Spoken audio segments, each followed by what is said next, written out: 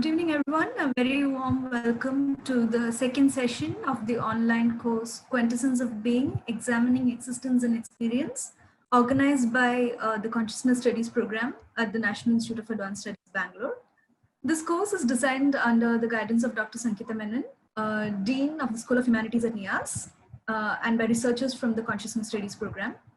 We hope you really enjoyed the last session on who we were to who we are, Bridging the Gap of Existence by Rakesh Kumar last week. So today we have Niharika Sharma speaking on the what and how of existence, perspectives from schools of Indian philosophy. I would like to now introduce Niharika Sharma. She's currently a doctoral scholar under the guidance of Professor Sangeetha Menon for the TATA Trust Project on Kashmir Shaivism. She completed her bachelor's program in philosophy from Delhi University and her master's in Indian philosophy and religion from Banaras Hindu University, where she was awarded departmental and university gold medals. It's a pleasure to have you, Niharika. Now I would like to welcome her to give her presentation. Thank you, Meera. Okay, so the topic of my presentation is what and how of existence, perspectives from School of Indian Philosophy. So I'll just share my PPT with you. Just a minute.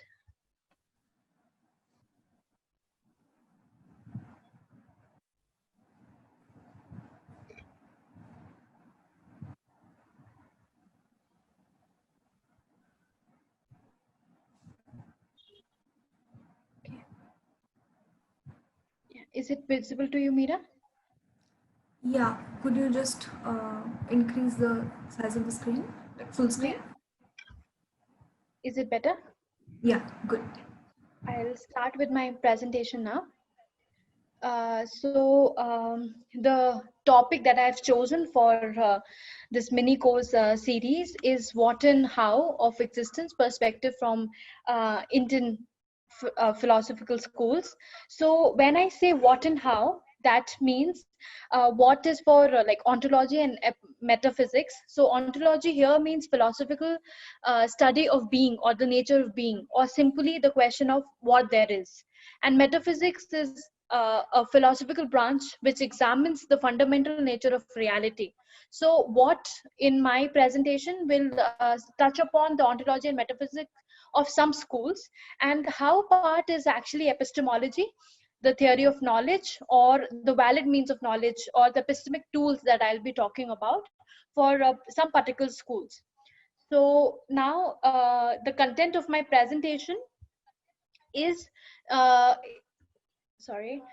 historical preview, then what are heterodox schools, then what are orthodox schools, then what are tantric schools, then a brief about Kashmir Shaivism.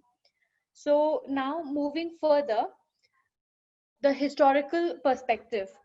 So when I say historical perspective or like the timeline of formation, I mean the formalization of Indian philosophical schools, which is dated in between 1000 BCE to the early century of Common Era. So now the oldest school which is considered is by scholars is Sāmkhya, which is more than 2500 years old. Now some say that the Greek and Oriental philosophy or Indian philosophy existed and developed parallelly. Some consider Indian philosophy, the notion of the existence of Indian philosophical school or the ideology is much earlier than the Greek philosophy. When I say classification, I mean the mainstream emergence of philosophical schools, like the ideas being converted into philosophical systems, was dated between 800 BCE to 200 CE. When I say classification, like schools like Sāmkhya or Yoga, Advaita Vedānta. So all these schools, you can say the metaphysical foundations were let down by this time. So now I'll move further to the integration part. So when I mean integration, it is like the merger of the epistemology of one school with the epistemology of another. For example, you can say Samkhya and yoga. Usually you will see these schools paired up together because yoga takes up the metaphysics or the ontology of Samkhya itself, but uses its own epistemology to prove it. And it is slightly different than Samkhya. I'll talk about it in the orthodox schools. The other example of such an integration is the Vaisheshika and Nyaya. The same, Nyaya takes up the ontology and metaphysics of Vaisheshika and follows its epistemology to it. And Mimamsa and Vedanta are also considered to be clubbed together. Mimamsa can be used as Purva and Vedanta as Uttar. So now Vedanta somewhat uses the metaphysics, but has profounded much beyond and uses its own epistemology.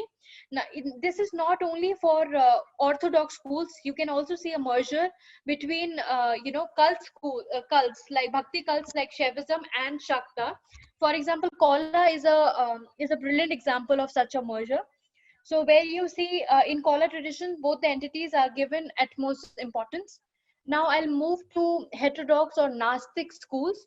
There are 5 major schools under this category. When I mean heterodox, I mean I'm not referring to the schools which do not believe in God, but I'm actually referring to the schools which do not believe in the authority of Vedas. So now heterodox beliefs came about with a movement called Shramnik movement, which actually refers to one who labors for some higher purpose, or a purpose which is beyond what we are. So the influence was great because of this movement, and several heterodox beliefs came about, in which what happened is like they were a range of ideas which accepted or denied notions such as soul, materialism, atheism, agnosticism, free will, ahimsa, and vegetarian or meat eating, or other among others. So now I'll just talk about the first heterodox school which I've mentioned is Agyan. This is a radical Indian skepticism school which was a major rival of early Buddhism and Jaina philosophy. The name of this school is mentioned in both Buddhist and Jainist texts. Now, they propounded the notion that it was impossible to obtain knowledge of metaphysical nature. Even if knowledge was possible, it was useless and it would discourage us, or it was disadvantageous for liberation.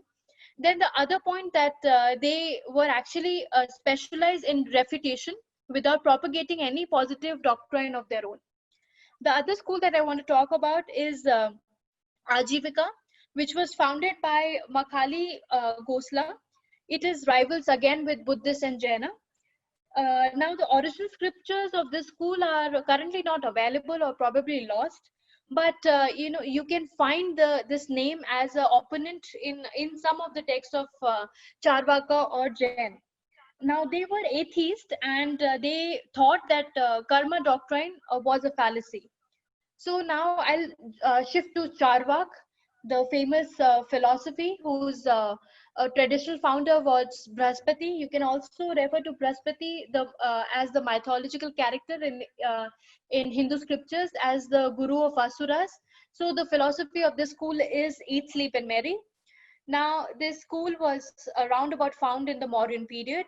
The Charvakas were headstrong in denying the authority of Vedas by saying that they are untrue, they self-contradict, and also they repeat, like, they say the same things twice in a different, with uses of different words.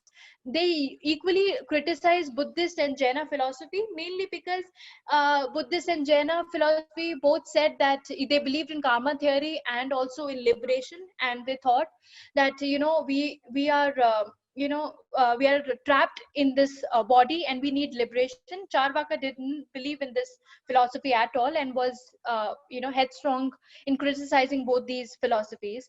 Now, for them, giving up your pleasure to avoid that pain that Buddhist and Jaina actually propound, for them it was reasoning of fools. So they didn't actually really get along with Buddhist and Jaina philosophy at all. And the only thing that they believe in is perception. as a valid means of knowledge, because all they believe in is in matter. The next is Jain philosophy. So the traditional founder of the Jain philosophy, actually there are 24 Tirthankaras, the gurus, or you may say. So in this, the first one was Rishabha, and so the last one is known, is more popular, Mahavira, because he was the person who synthesized and revised the philosophy and made it into, you know, a, you know, more of an organized fashion. So what, according to Jaina philosophy, Rishabha gave all the doctrines way back millions of years ago. According to them, there are, theories of Rishabha actually being there with the formation of the earth. They dated back to that time. I'm not really sure about it, because there are not much, elements to support it. But Mahavira was known to synthesize and organize the thought process of this philosophy. Now, Jainism is the religion is an offshoot of Hinduism, but is actually, it belongs to this Shramnik religion and rejects the authority of Vedas. Like, they don't believe in it. And the main things that this philosophy actually gives us is the five vows or ethical duties. So for the laymen, these are anuvratas, and for the people who are following these traditions are actually called mahavratas. So the five vows are of non-violence, truth, not stealing, celibacy, and non-possessiveness. I'm not using the Sanskrit words for a better explanation for everyone. The next is Buddhist philosophy. The traditional founder, as we all know, was Siddhartha Gautama, and the school or the religion were not really founded till the time Gautama was there. It was only after him that a segregation between the religion and also the philosophy took place into, like, Hinayan and Mahayan further had many divisions under it. So Buddhists believe that the highest goal is overcoming suffering or dukkha and the cycle of death and rebirth. This is only possible by attainment of nirvana, or you can say through following the path of Buddhahood. So they believe in four noble truths, which are roundabout dukkha, and noble eightfold paths through which you achieve the ultimate. So yeah, there are many divisions and categories under this philosophy. There are many schools under them. So, and also they reject the authority of the Vedas, and also they reject the Vedic concept of Brahman, the ultimate reality, and Atman, soul or self.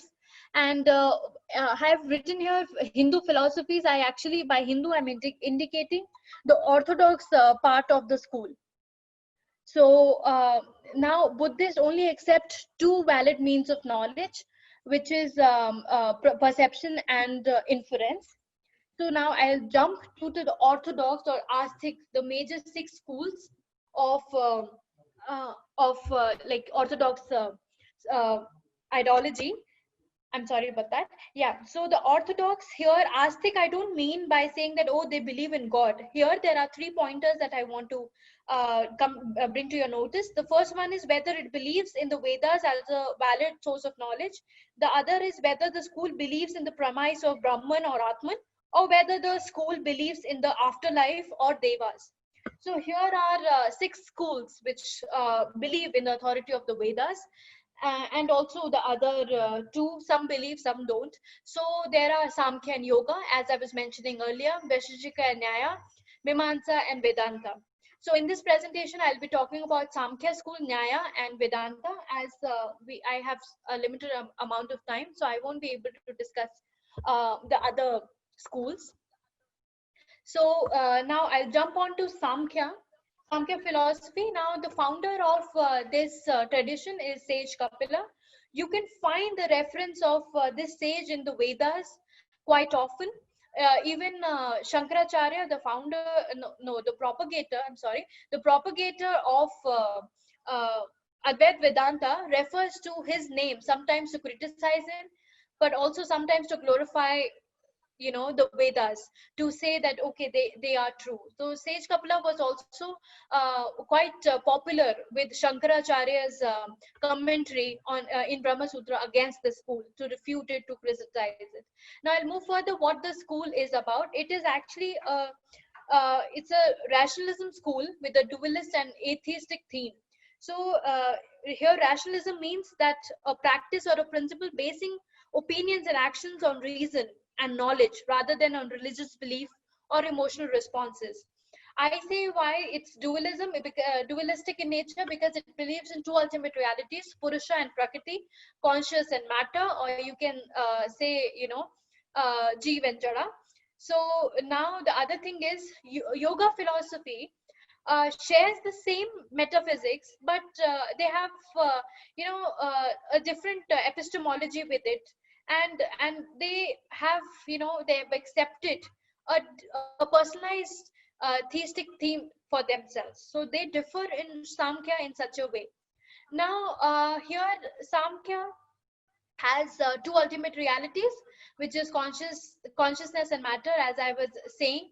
And there, for the cause and effect relation, to explain the cause and effect relationship and also the creation, there are a process called the evolution of Prakriti. It's a 25 principle thing. So the first one is Purusha. When Purusha comes in contact with Prakriti, then the other is matter, which is Prakriti, then higher mind, which is Buddhi, then ego, which is Ahamkara, then mind, which is Manas, then which leads to senses, organ of action, then subtle elements, and then gross elements. So this make up 25 principles of evolution in this philosophy.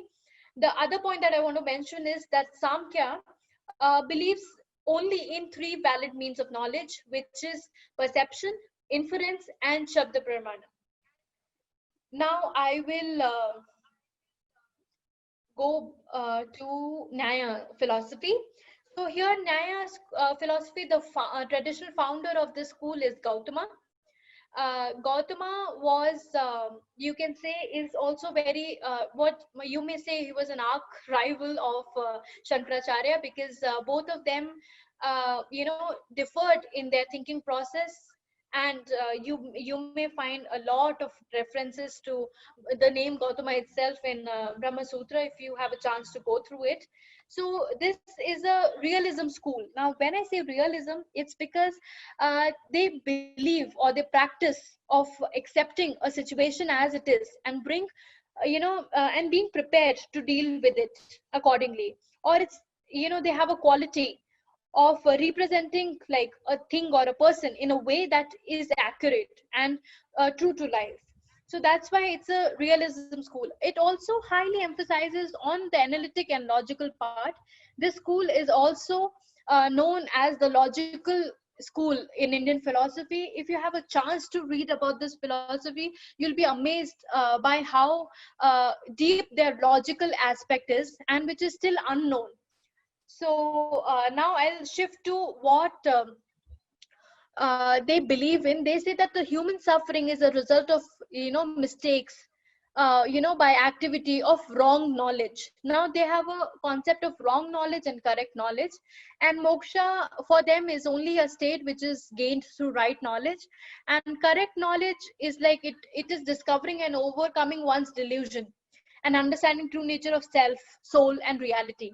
Now, I will come back to this correct knowledge part when I discuss about Advaita Vedānta.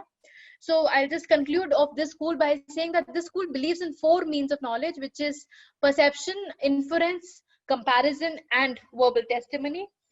Now, in Advaita Vedānta, Shankaracharya refers to this correct knowledge as the word itself. He thinks it's wrong.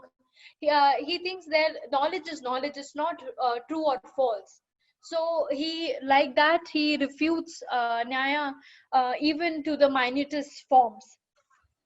So Advaita Vedānta, you may know the major propounder or the famous propounder of the school as Shankaracharya, but the traditional founder can also we can refer it to Gaudapada and also his teacher Govinda, Shankaracharya's teacher Govinda.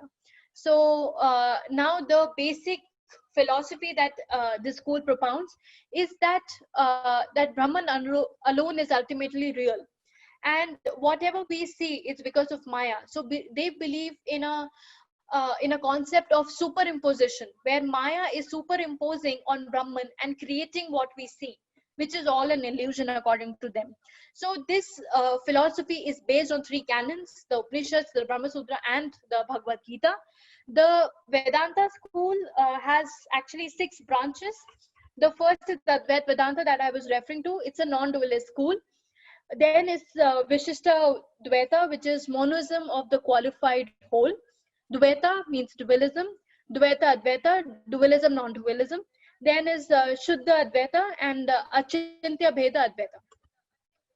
Now I'll come to the Agamic Tantra or Bhakti cult. Here I've not mentioned the Sufi or the Bhakti cult, which have come about like roundabout in the 20th century, or some, majority in the 20th century. I've not mentioned them there because I believe, this is my personal opinion, that they are much of a offshoot of these of these cults itself. Like some are offshoots of Shaivism, some for Vaishnavism, and some from Shakta, and some from Smarta. Like for example, if you say you take an example of Meera, so her devotion was completely to Lord Vishnu, which can also come under Vaishnavism. Or there are some other examples you can take up which do not belong to the Agamic or Tantric cults, but actually take up Advaitic philosophy also. You can see writings of Kabir, who is actually referring to Advaita Vedānta more than any other bhakti cults. Now I'll explain the 4 the cults through this table. So here the first is the notion of ultimate reality. Now what do they mean when they say ultimate reality? Now here in Shaivism is Shiva, in Vaishnavism is Vishnu, in Shakta it's Devi. In Samartha tradition they consider 5, Shiva, Vishnu, Surya, Ganesha and Shakti, to be equals and to be the ultimate reality. The spiritual authority for Shaivism, Vaishnavism and Shaktaism is Vedas, Upanishad and Agamas, which are Tantric texts. And for Samartha tradition, it's just Vedas and Upanishads. Now, rituals, all these traditions, the first 3, Shaivism, Vaishnavism and Shaktaism, do believe in rituals which are Tantric in nature, majority for Shaivism and Shaktaism. You can also say, practices of, yantras and other meditative, processes in the ritualistic type. They also believe in mantras and other, some are informal practices also, especially in Shaivism. In Samartha tradition, it is actually based upon rituals and rites only. Coming to the philosophy part, so Shaivism believes in Dvaita, qualified Advaita and Advaita. For Dvaita, I can name a school called Tamil Shaiv Siddhant. For Advaita or absolutist would be the correct word, is Kashmiri Shaivism. For Vaishnavism, the philosophical divisions are Vishishta Advaita, Dvaita, qualified Advaita and Dvaita. In Shaktism, it's Shakti Advaita. For Samartha tradition is Advaita and qualified Advaita. Valid means of knowledge for Shaivism is 4: perception, inference, reliable testimony, and self-evidence. Why do I say self-evidence? Because I'll talk about a concept of Pratyabhijñā when I talk about Kashmir Shaivism, which can also, you can talk parallels with Pratyabhijñā here with self-evidence. For Vaishnavism and for Shaktism, they believe in 3: perception, inference, and reliable testimony. For Samartha tradition, they believe in 6: perception, inference, comparison, postulation, negative or cognitive proof, and reliable testimony. For liberation, Shaivism is the word which is used is Jiva Mukta. They actually take help of Tantra, Gyan, Yoga, and Karma Yoga, and also Bhakti, the paths. And for Vaishnavism is Viday Mukt, with keeping yoga as their way. Shaktism is Bhakti, Tantra or Yoga. For Samartha tradition is Jiva Mukta, and the way to it is Advaita and Yoga. Now I will come to the Shaivism part that I was talking about. So there are around about 64 schools within the cult. This information is given by R.K. Kaul, if you read his book on Pratyabhijñā Philosophy. So he talks about 64 schools in this cult. So this table that you can see, first is Vedic or Puranic Shaivism, where you can refer to it as Rudra. You can find the references of Rudra, which has around we know as the the god Shiva, the iconography also, and also in Shaivism, in like especially in the Mantra Marga, it also has some references to consciousness, where Shiva can the word Shiva can be used interchangeably with consciousness and self. So now from this Rudra, we come to Indus Valley civilization, where Pashupata, the first Shaivism, the earliest form of Shaivism, is known, where it can be referred to as the head of the herd, or the person who leads. Then in non-Vedic part, it's actually the Lord Shiva, the God that we know today. So in a non-Vedic part, there are two divisions, which is Ati Marga and Mantra Marga. In Mantra Marga, in Ati Marga means, direct liberation, where in Mantra Marga, you have to follow some traditions to get to it. So in Mantra Marga, there are, some categories, which one is Tamil Shaif Siddhanta, as I was mentioning earlier, as Advaita Philosophy. Then there is Kaula and Triga, which, Kaula can be treated as a sister school of Triga itself. And Kashmiri Shaivism is actually Triga. And now here in Ati Marga, you have like Kapalika and Pashupati and Lingayat. A Ghori tradition can also draw parallels with Mantra Marga and Lingayat, along with this, Shaiva Siddhanta and Triga. So these four, the arrows are pointing towards Lingayat is because, it's somewhat between Ati Marga and Mantra Marga. Now coming to Kashmir Shaivism, the traditional founder is Vasugupta. So Vasugupta there is a story behind the formation of the school. The school must have used this story or a background, a foundation story, just for more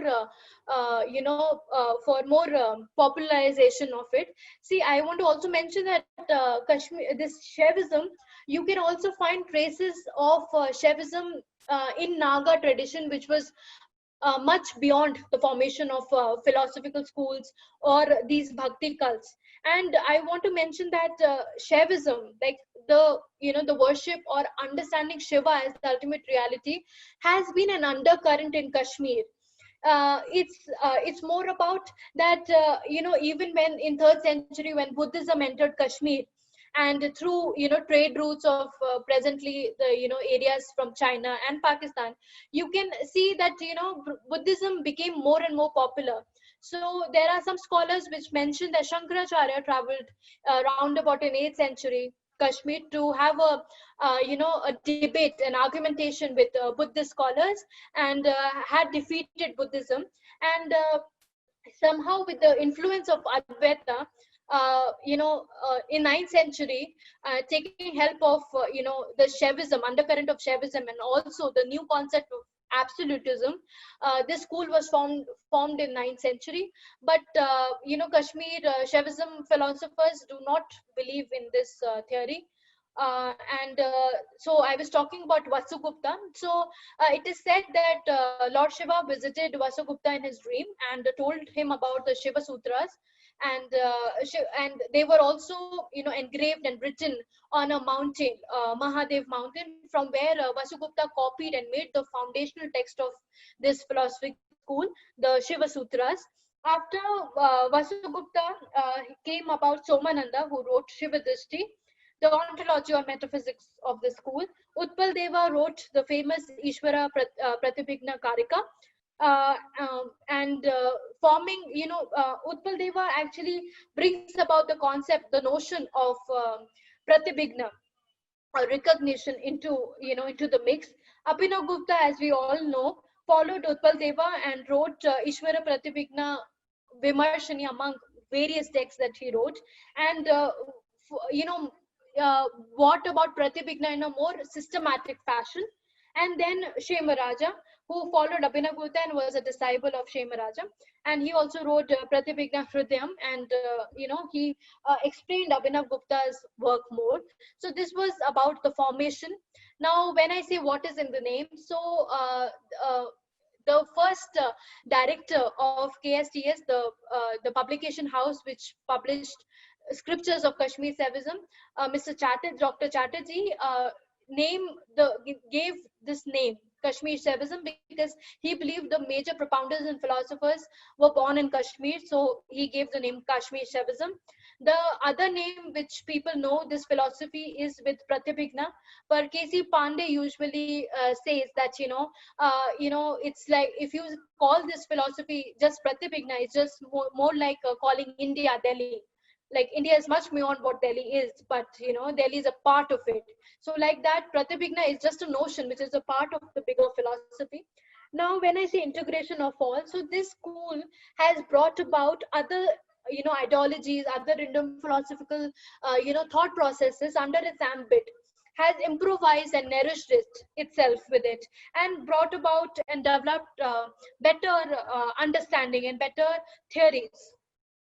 So it is an integration of all. Like, for example, I can give the example of 36 tattvas. Like in Sāmkhya Philosophy, I was talking about 25, the principle that I was referring to, evolution of Prakriti. Here, there are 36. So it starts with Shiva, Shakti, Sadashiv, Ishvara, Shuddha Vidya, Maya, Kala, Vidya, Rag, Niyati, Kala. Then the 25 of the same evolution of Prakriti, Purusha, Prakriti, and beyond. So that was one of the examples. Now, the prominent philosophy of the school is obviously Pratyabhijñā philosophy or Swatantriya Shakti, which is recognition or independence. So these two are the majority concept through which the philosophy argues and uses and as epistemic tools also. The concept of liberation is very very nuanced in this philosophy, because they believe like there's a major canvas. The canvas itself is Shiva or consciousness. Through his Leela, the word Leela is referred in this philosophy, or through his Swatantriya, his free will, he makes a painting. He can destroy the painting, he can modify the painting, he can delete the painting, or he can just disappear the canvas itself. So the liberation is sort of the manifestation, which is the canvas, the picture, the drawing on the canvas is real according to them, because it's the manifestation of Shiva. So they consider that everything in the world is real. The manifestation is real, which is different from what Vedantin believes in. So Vedantin believe that it's an illusion, but here they believe it's real. Also, here the Shiva is actually active. It uses its Shaktis to do everything. Whereas in Advaita Vedānta, the Brahman is passive. It's not endowed with any Shaktis, but here Shiva is. So in Shaivism, they believe that, the third principle, Sadashiv, is equivalent to the Brahman of Advaita Vedānta. And also there are sutras, where one has been translated by Dr. Shankar Rajaraman, a postdoctoral scholar with NIAS CSP team. He had, in that sutra, there's a mention of liberation. The degree of liberation, or the state of liberation is much more higher, with this philosophy of Kashmir Shaivism than Sāmkhya, Yoga, or even Advaita Vedānta for that matter. So there are notions of such things. Now, people usually mix Advaita Vedānta with Kashmir Shaivism. They might be, similar, but they have, have subtle differences. Like, the basis metaphysics is a little different. The blueprint here is much more different than what we have in Advaita Vedānta. Now, I will end my presentation here by acknowledging, I'm eternally grateful to my Guru and Lord Shiva. And also, I am really very grateful to my supervisor, Professor Sangeetha Menon, for her constant support and encouragement. I am thankful to Dr. Raman for his constant guidance. Thank you, Meera, Ashwini, and Abhishek for organizing this course. And thank you, team CSP members, National Institute of Advanced Studies, and also TATA Trust Project for letting me do this PhD. So I will conclude my PPT now. So now I'll just stop sharing my screen. Yeah, over to you, Meera. Okay, thank you so much, Niharika, for that very comprehensive presentation. Now we will open the floor for questions. May I please request all of you to just type the questions and then we will take it one by one. Thank you. See, iconography, I would say that, as I was mentioning, it's not that, okay, when I refer to Shiva, it's not the deity or the iconography of it. It's actually, you know, the Shiva or the first yogic guru or the first person who found liberation. So I'm not connecting it with the, you know, the iconography of Shiva itself or the deity that we know or that we worship, who has 5 faces and other things. Those things are considered within Shaivism to a degree, but you can't say that, you know, Shiva, when I refer to consciousness of Shiva, it is actually that the 5-face Shiva that we're talking about. It is, the concept is much higher and beyond that. Okay, and he has one more question about, based on the chart in the presentation, can we say all kinds of Shaivism culminated in Lingayatism? Lingayat, okay, Lingayat is more like a fusion of both Ati Marga and Mantra Marga. So in the diagram, it showed that everything is relating to Lingayat, because even Aghori tradition, you will see it's more connected with Lingayat than Kola or Triga in the diagram, because they fall under the same mixture ambit, where Ati Marga and Mantra, like majority, you know, Kola, Triga and Shaiva Siddhanta are more of Mantra Marga, ritualistic and tantric philosophies, but they are also connected with Ati Marga. So it's like a common, you know, they fall between both the categories, not one. So that's why there is a connection with Lingayat. So there are, you know, texts and scriptures about this. Yeah, I see another question from Sujan. We'll come back to you, Sujan. There is a question from Dhar. Is she here?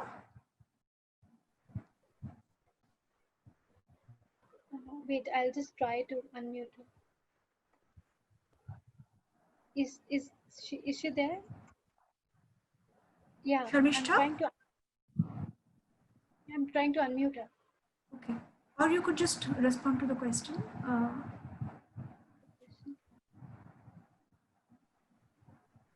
No, she's not responding. I'll just... Okay. Her question is, how is Mukti attained according to Kashmiri Shaivism?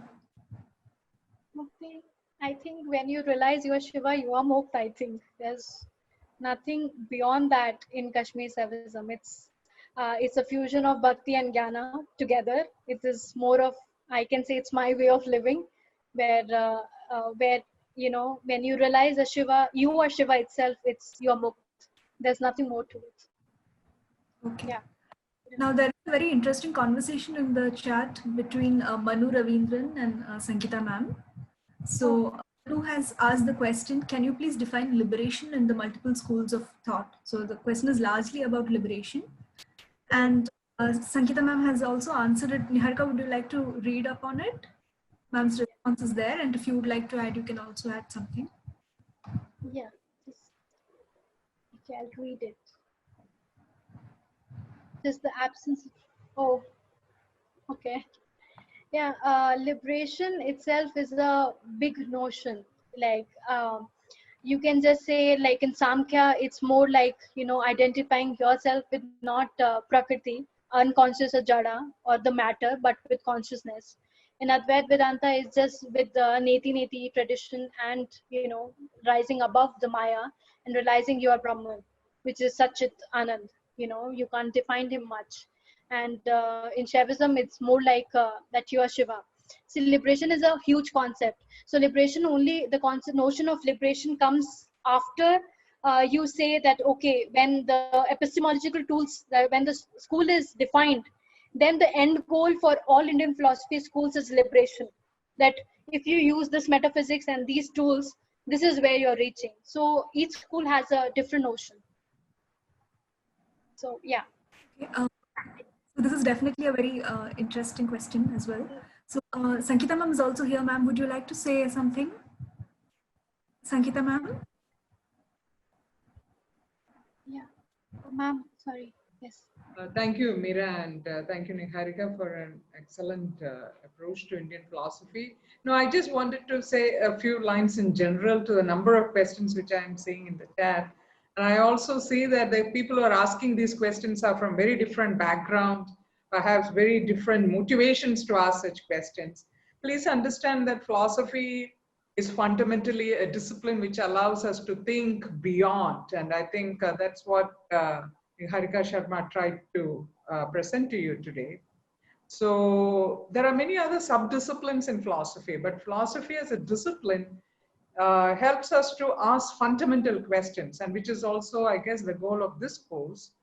So there are several other questions which we can get inspired to, but those questions would need the help of other disciplines. For example, to respond to the evolution of iconography, then we have to discuss on the Chola bronzes, the archaeometallurgy implications and all that. So, you know, we can't expect a discipline like philosophy to give you responses for all the questions. And another question, I think perhaps Niharika is going to respond to that on the Advaita nature of reality. So maybe I should keep shut. No, ma'am, you are the expert on Advaita. I would love to listen to your answer first. Well, I think the question is it accurate? Maybe we should invite the person to ask, right, Meera? Oh, Kiran, are you here? Kiran Khande, are you here? Yes, I'm there. Can you hear me? Yes, please go on. I have a two-part question. One is regarding Advaita nature of reality, that is metaphysics. Is it completely accurate to call it as completely illusion, or is it slightly better to call it as degrees of reality? Yeah. Another question, one more, ma'am. Maybe we should consider the one first question, because that itself is a whole universe in itself. Yes, thank you. Yeah. First of all, I am assuming Kiran Kante really exists, though the video is not there. So I wouldn't say that as an illusion, right? So the whole idea of illusion has to be understood in a very large, exhaustive manner. In this question, there are lots of words which are highly loaded and for which we have a lot of assumptions. So that is why we have a beautiful branch of philosophy called analytic philosophy, which helps us to define all the terms which we use, at least in an operational manner. Here, when we say accuracy, what do we mean by accuracy? Do we mean by accuracy in qualitative fashion, factual fashion, and so on? And the whole idea of illusion, which is again a popular version of understanding Advaita, has been responded to many times. So, but then it really means, what do we mean by illusion? Because most of philosophies, particularly Advaita philosophy, is interested in self-transformation. So, and each one of us has some sense of reality and some sense of illusion. So unless I know your sense of reality and your sense of illusion, whatever that means, it's very difficult to respond to that question. So what exactly is real, according to you, will definitely play a big role in defining whatever we mean by illusion to you. Thank you. Thank you, ma'am, and thank you, Kiran. I see a few more questions, but I also saw Sevgi raising her hand. So Sevgi, would you like to unmute yourself? Weren't you raising your hand? No? Okay. In that case, we will take Manu Ravindran has a couple of questions. So I would request him to be brief, but Manu, would you like to ask your question?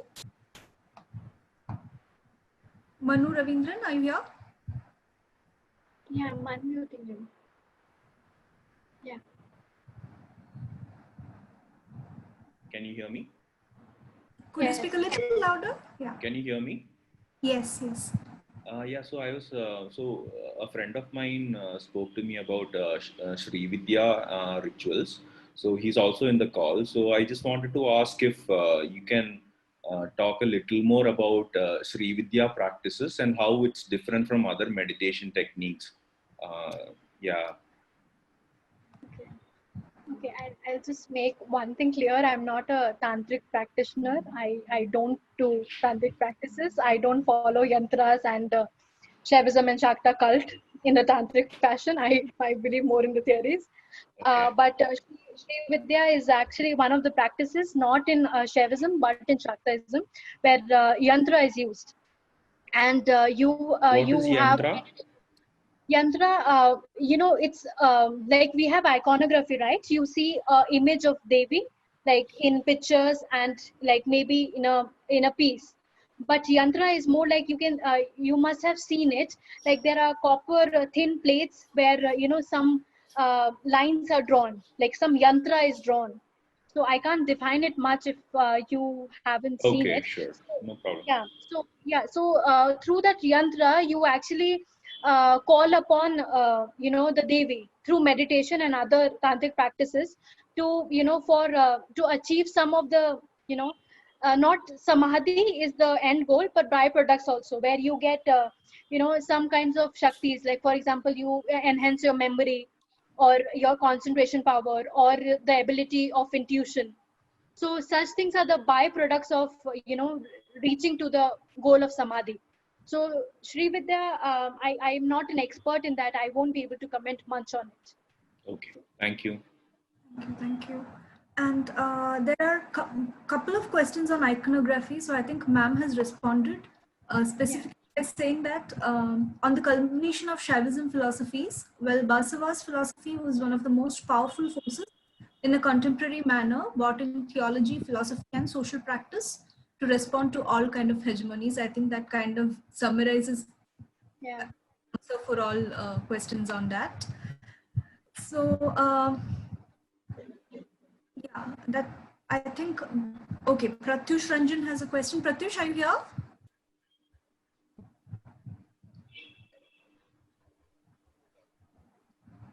I'm unmuting him.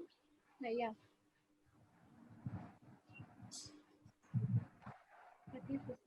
Hello, Niharika, can you hear me?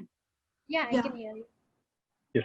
My question is about among the different schools of Indian philosophy, which ones can we say have been proven to be scientific in terms of the scientific tools that we have today? And so can we say that some of the schools are more scientific than the others, or are we anticipating any other tools which may later prove or verify some of the philosophies? Yeah, okay. If I'm understanding you right, you mean scientific in the expression of experiments and getting an end result? Right.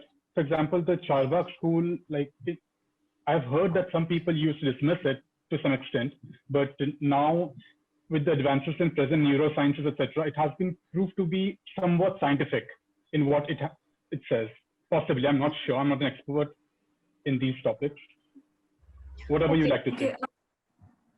Maybe ma'am would also like to say something on it. Yeah, it's good to see Pratyush Ranjan on the screen after a very long time. Hi, Pratyush. Well, again, coming from an analytic philosophy background, we will have to define what is meant by scientific.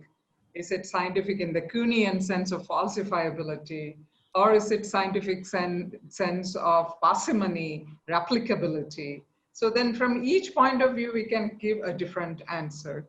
But then it also means scientific in the sense of considering substances of in a plural nature. Nyāyika is more scientific because Nyāya was always interested in defining matter in terms of substances and addressing reality in a plurality standpoint. If you mean by scientific looking at something which is beyond, which is also always the goal of scientific, then almost all traditions of Indian philosophy has something to say about what is beyond your current framework of knowledge and means of knowledge. So that is why the Pramana Vichara itself is so interesting that most of the Pramanas also tells you the limitation of that particular Pramana and therefore to go to another means of knowledge. So the whole discussion on means of knowledge, pramana vichara, I think is very, very important in the context of any practice of understanding things in what we call as scientific. So, but I guess it doesn't mean scientific in the term, in the sense of a very Western notion of scientific, because then we will have to take into a historic trajectory of science and its development. Then again, India and other Eastern countries would have a lot to contribute. But if we mean by scientific to be analytic, to be factual, to be clear and brief, then I think a lot of Indian philosophy devotes a lot of time on that, particularly through the pramana vichara. Thank you, Ritesh. Thank you, ma'am. Niharika, if you would like to respond any further to the question, or can I take the other next one? I'll just say just a line. See, ma'am was referring to pramanas. There's a very interesting, notion in all Indian philosophy schools when they practice, which is tark, which each school has a Vedic battle or a argumentation about each and every concept. So, there's a beautiful way where they argue about it. They never say, okay, first they define the other philosophy. For example, if I'm an Advaita Vedāntin and you are a Sāmkhya person, I'm going to say, okay, this is your philosophy. Then I'm going to say that this is where your philosophy is lacking. And then I will say that, okay, this is how my philosophy can help enrich yours. So it's more, if you want to talk about in that reference, like a thinking process where you're getting like a better result at the end of the day, like in that scientific way, then Indian philosophy works in that pattern. Yeah, Meera, over to you. I just want to say one word, Meera, more, and I hope Pratyush didn't mean scientific by being materialism. Because science is not just materialism, right? I mean, that's an old notion. Because science can be much more than the very old-fashioned materialism. Because from that point of view, a standard response would be the atomistic philosophy of Indian philosophy. But then that is just considering the physical attributes of what matter is. But if you look at the methodology of science, I think we have to take a different stance in understanding whether Indian philosophy is scientific. And I would definitely consider, because there's a lot of analytic approaches in many of the traditions of Indian philosophy. There's a lot of linguistic analysis. There is also a bold tendency to give up what cannot be understood in a given framework. And also Hari is saying that in science, we have different models. There is no universally accepted theory which says matter-centric model is true. So the science part he wanted to comment on. Yeah. Meera. So Aditi is asking whether we have, how do we build a deeper understanding of Indian philosophy? It's a very large question, but however you would like to respond. I think ma'am is more expert on that, because I just have 6 to 6.5 years of training. Sangeetha ma'am has much beyond that. What is that question? I didn't quite follow. Any suggestions on how to build deeper understanding of Indian philosophy? Yeah, this is, I found deep alignment on Innocent now to build deeper understanding of philosophy. Yeah, well, if Aditya Jain is here, is he here? Aditya Jain, are you here? Because I think that's the first thing to verify whether he's here. Otherwise, we are not talking. Yeah. Yeah. All right. Okay. So, well, to learn Indian philosophy, what is Indian philosophy from more an academic point of view, I think there are a lot of literature available in the net in Indian philosophy. But if it is more than academic, if you mean to say that you want to have perhaps a personalized or an experiential understanding of Indian philosophy, which is basically all the Darshana tradition is, because Anubhava and Yukti, logic and experience, are the two horns of Indian philosophy. According to most of the schools, both these are important. So there are a lot of literature out there, but then if you're really interested in Indian philosophy as a way of life, as a way of day-to-day responding to our life situations as a culture, which is very old, then I think it perhaps needs more than just an academic reading, which means a lot of discussion, a lot of engagement, and perhaps attending courses like this. Thank you, ma'am. So we are running a little short of time. There are multiple questions I can see. If you don't mind, I would request you to please ask these questions in the WhatsApp group. We will be opening it up for discussion very shortly. So you can definitely ask all these questions, and I'm sure Niharika will respond to them. And alternatively, you can also email her. So I think with that, I would like to thank Dr. Sangeetha Menon, without whose vision none of this is possible. So she is the one who guides us with all the programs, events, and everything that happens at NIAS CSP. And Niharika for this very comprehensive and great lecture about the different schools of philosophy. It's no small task. And then also me and Abhishek, who always supports us with publicity and with videography, documentation, and all of that. So thank you. And thank you all for being here, for all your interesting questions and discussion.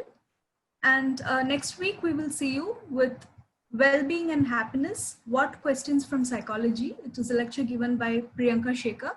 She has a master's in psychology and is currently a research scholar at NIAS. So we will see you next week. Please do keep in touch with us. And please do share all your questions in the WhatsApp group. We will be looking forward to it. Thank you, everyone.